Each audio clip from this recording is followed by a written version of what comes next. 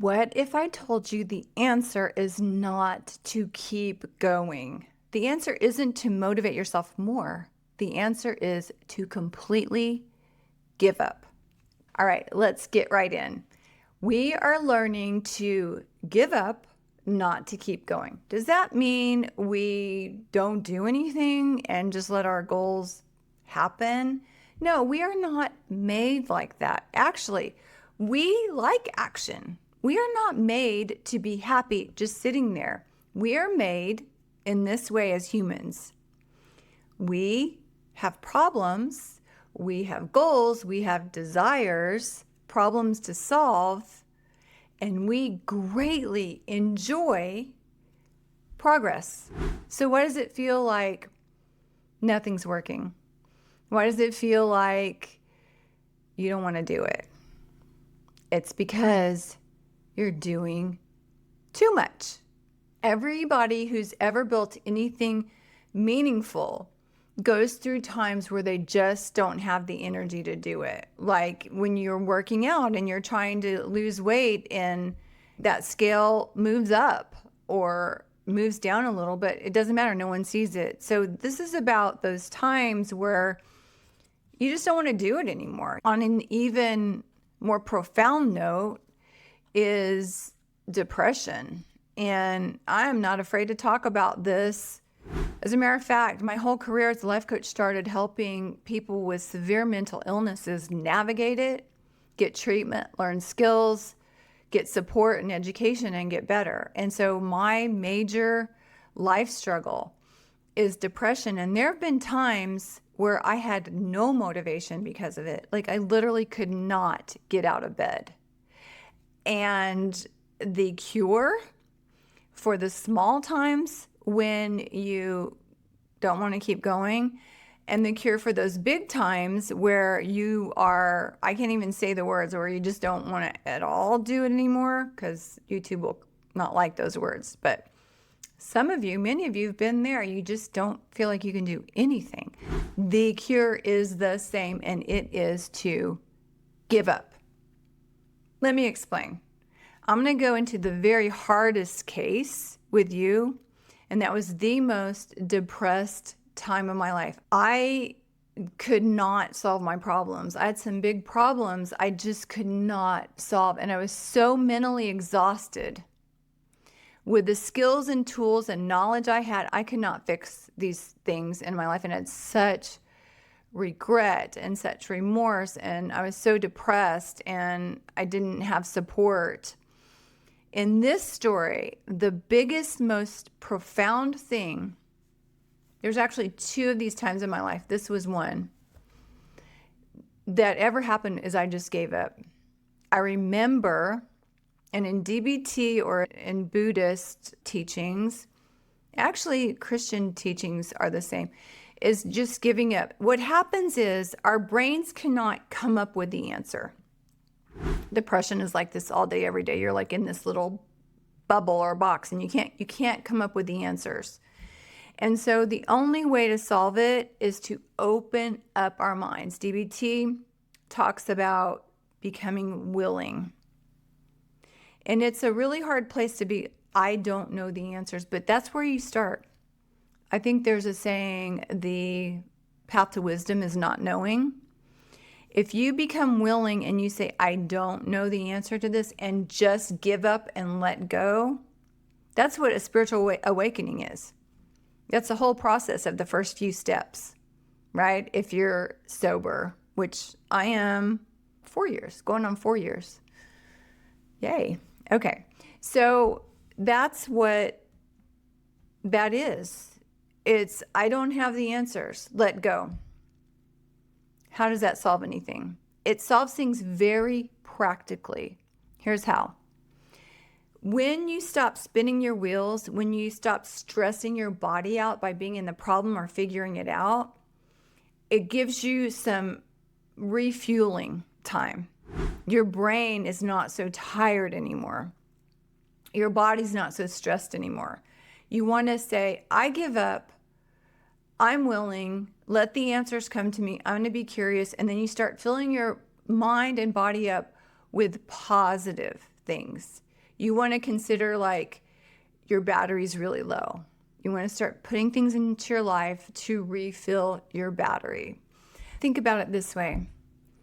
If you could put every bit of information, every thought, every problem solved since the beginning of time, of every human being, of every age, of every language, of every culture, the ideas that are still bubbling in people's minds, how big would that library be?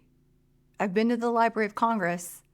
It's big, but it's very, very, very tiny compared to this. And your brain knows a fraction of this information. But we get caught in this loop in our brain of information that's super small.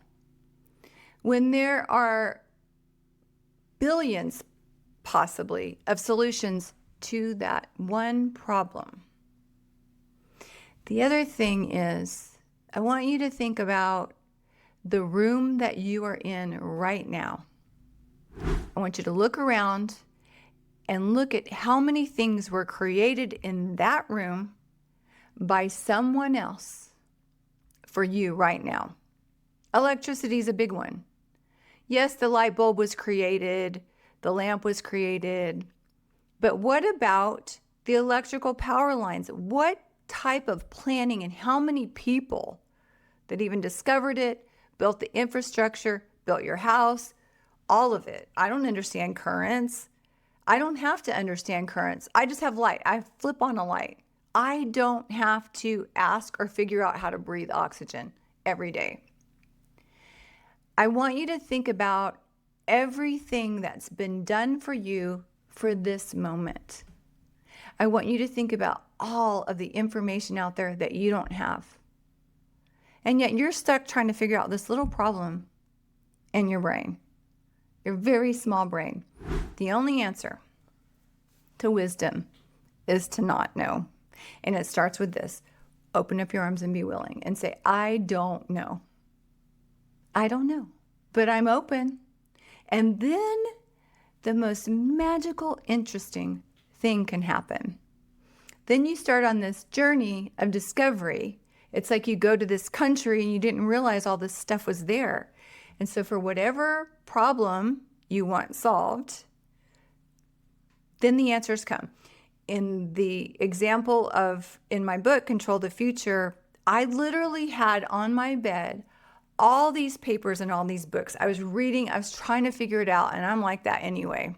I'm very cognitive oriented. And yet I couldn't find out the answer. And when I did this one exercise and I became willing and I opened up my arms and just said, I don't know, it was like magic. Like, it's like the little pieces of paper lit up with ideas. And then I just started doing those things and it all got solved, right? So that is what I want you to really, and if you've been in the 12 steps, it's the same thing. And yet I wrote a whole book about this. I've been through the 12 steps. I know this. Look, I'm teaching this right now. And yet recently, again, I have something I want and I can't figure out how to get it. Actually, it's beyond what I can do. I've done everything I can do. I've done absolutely everything I can do. A lot of people are there right now with the economy.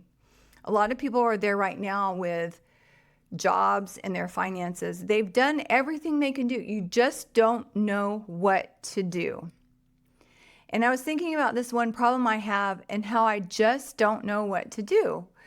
And I can get kind of, my feeling is frustrated. My feeling is really a lot of anger because I can't control this, or someone else is controlling this for me or doing this to me.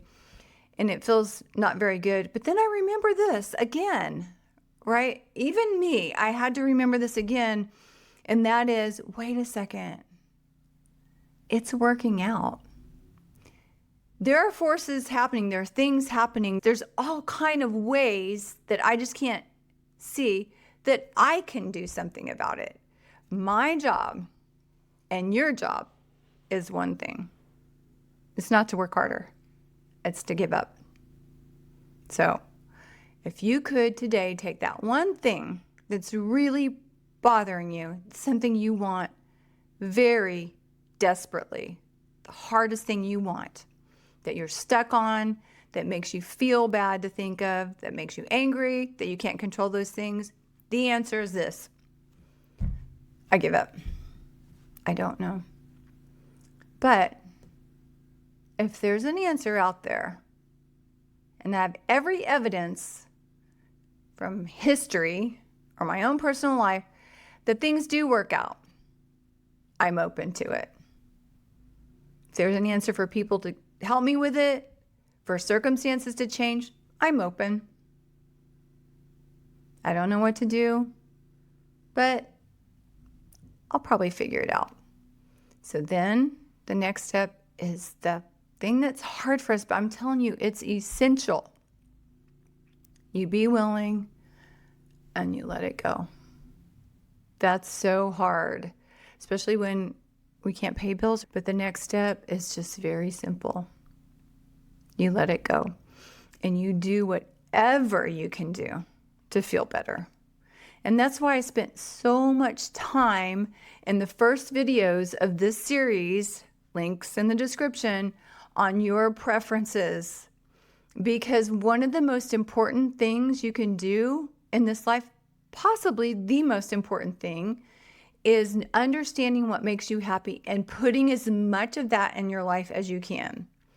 Let go, be willing, and then put those things in your life all day, every day. Little things, big things. Everything you can do to feel better. Sometimes it's taking a walk. That does not make me feel better. It would, but I don't want to do it. So I'm going to do all the little things that are easy to feel better. Naps are one of the things, right? So let go, be willing, be open, and then say, I don't know, so I don't have to worry about it. It's just going to happen. I'm just going to go have fun. It is the way it works. I would love to hear from you, either when this has happened for you or what you want to happen. All right? So look at the link in the description for the rest of the playlist. All right. Talk soon. Bye. Say bye. Bye. See ya.